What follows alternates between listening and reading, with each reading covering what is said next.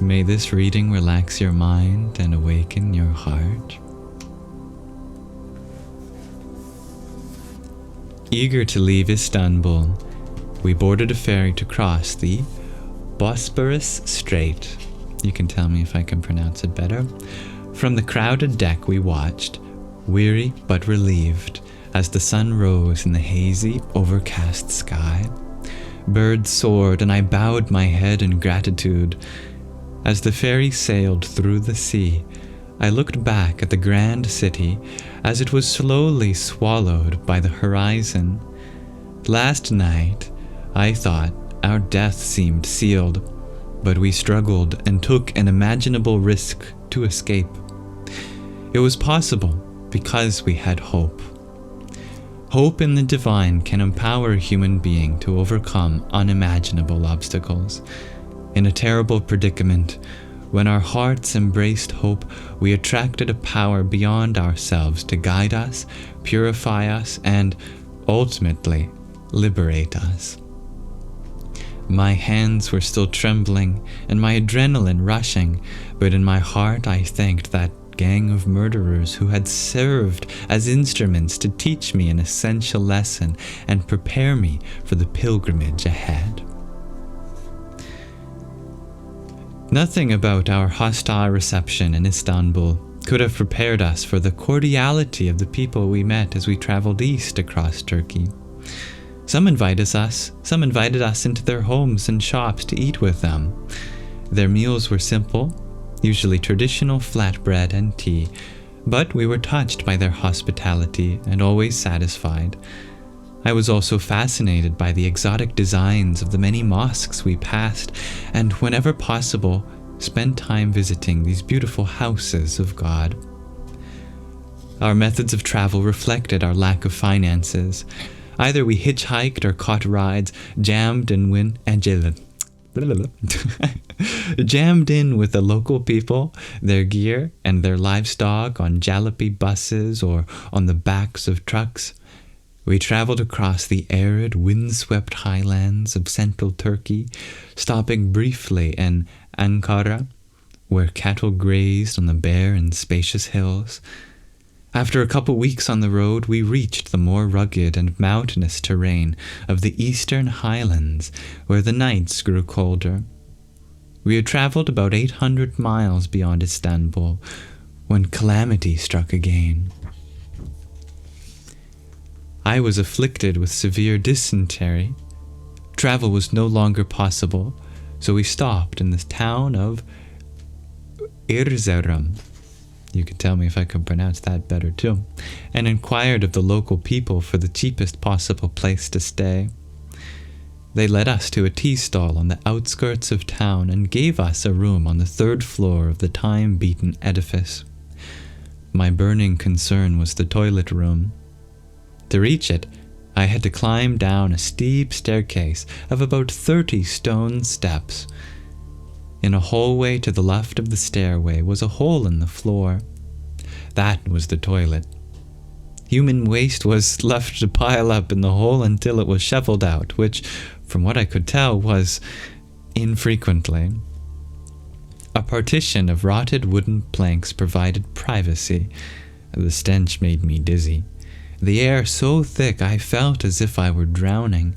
Still, I practically lived in that latrine for days.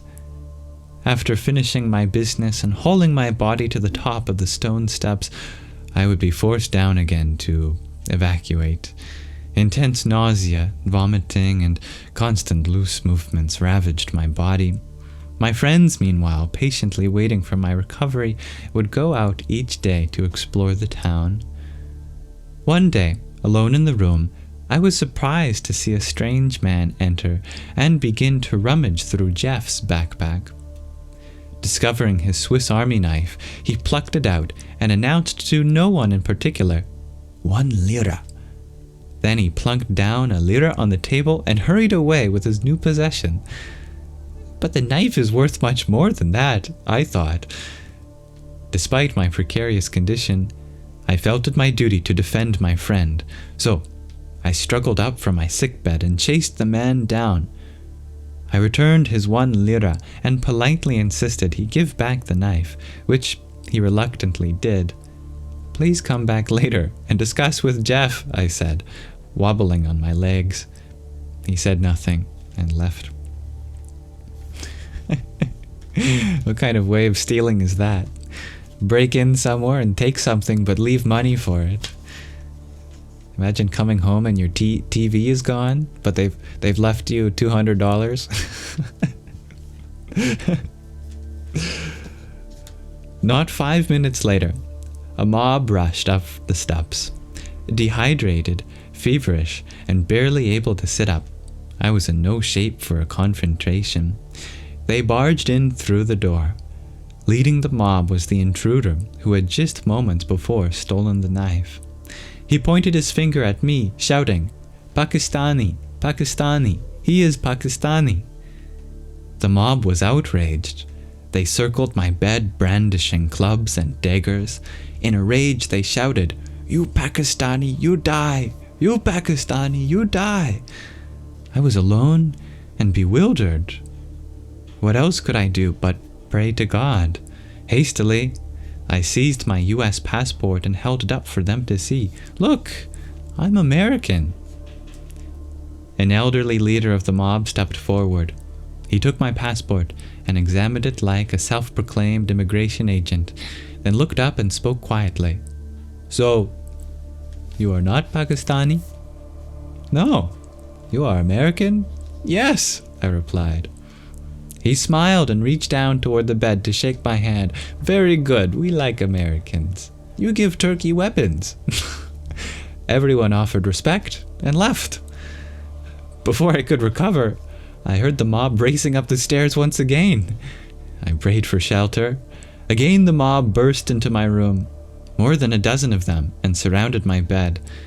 This time, though, they came in peace, offering me flatbread and tea. The eldest spoke.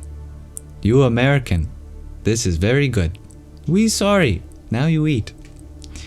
Overcome with nausea, I had no appetite. In fact, I gagged from the smell of food.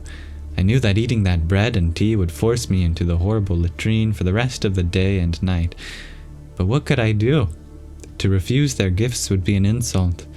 This type of hospitality was hard to refuse. I forced a smile and ate the entire plate and more until they were satisfied. Soon after, I did pay the price. My health began to slowly improve. One evening I roamed along the dusty road, astounded by the poverty in the district. Families crowded in decrepit shacks with few possessions and wore raggedy clothes. People crouched down along the dusty road, looking hungry and discontent. It was a poverty of a type difficult to comprehend in the West. Even though it was only October, the night air was frigid, a sign of the long, bitter, cold winters in that region of Turkey. To return to our room, I had to enter through the small tea shop on the ground floor of the building. One evening, inside the tea shop, a powerfully built man in his 30s with glossy black hair and a thin mustache grabbed my arm and pushed me into a chair. I could tell by the way people regarded him that he was highly respected. Sliding a small glass of tea toward me, his smoldering black eyes riveted to my own, his lips and body trembled. I was sitting face to face with intensity personified. He spoke no English. Pointing to an Arabic inscription on the golden ring he wore, he roared like an angry lion, "Allah!" Then he thrust a finger at my face, and with that great gesture demanded that I say the name of God. I couldn't bear to look at him. My eyes gazed at the transparent glass of tea on the table. It had no milk or cream, only a cube of sugar, slowly dissolving at the bottom. Yanking my chin up, he forced me to meet his intimidating stare. I was dissolving faster than the sugar. He again thrust a finger in my face and screamed, "Allah!" It seemed crucial to my well-being to satisfy him, so I murmured with much reverence, "Allah." He squinted as if he wanted to burn me to ashes, and shook with rage.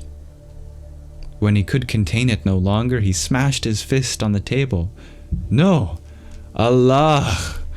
As the tea glasses crashed to the floor, everyone circled around us. Ratcheting up the volume, he again thundered, No! Allah!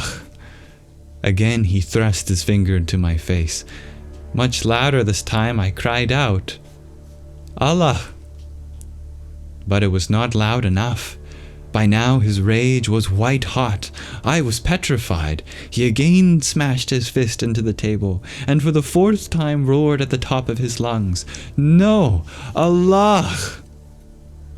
Every pair of eyes in that crowded shop glowered at me as if I had been apprehended while desecrating their holiest shrine. He jabbed his powerful finger into my chest, forcing my chair back to the wall and demanding that I say God's name in a way that matched his fervor. Not for the first time on my journey, I felt certain that the angel of death had found me and was hovering just inches above my head. What else could I do but pray to the Almighty Allah to save me? I stood up, raised my arms, and with all my energy I cried out from my heart, Allah! He gazed into my eyes for a long time as the tea shop fell silent. Nodding his head in grave approval, he walked out. As the rest of the crowd returned to their tables, I sat, stunned. No one before had ever preached to me like that. So we end the 7th chapter of the journey home. Our poor protagonist, my goodness, going through quite the ordeal. Very grateful to listen to that with you. However, I do thank you for listening with me, and I imagine the book will get lighter as our dear author reveals the revelations that come his way. Much later, though. Namaste.